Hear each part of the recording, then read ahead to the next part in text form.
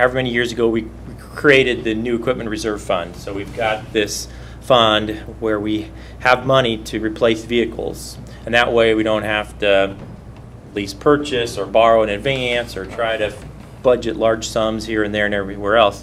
So every year at budget, we're transferring money from the various accounts, general fund or from utilities or solid waste has their own account, but airport and police and fire go into the new equipment reserve fund to replace vehicles that are on the schedule.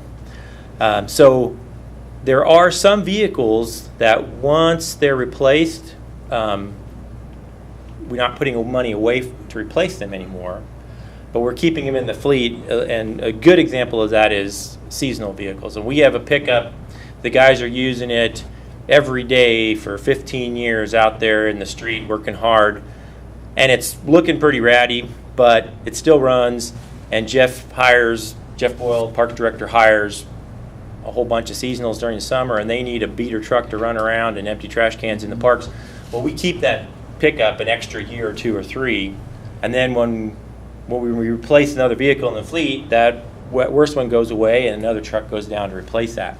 Well, that was the situation with this dump truck with 839, the red one that Utilities has now.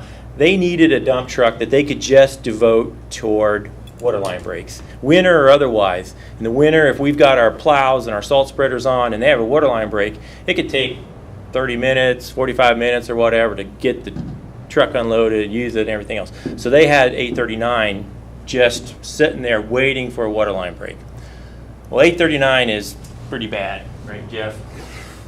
837, which is on the schedule to be replaced, and it's not, it's getting worn out as well. I mean, it's 20 years old, and when we're going out and plowing snow and all that stuff, we need good, reliable equipment.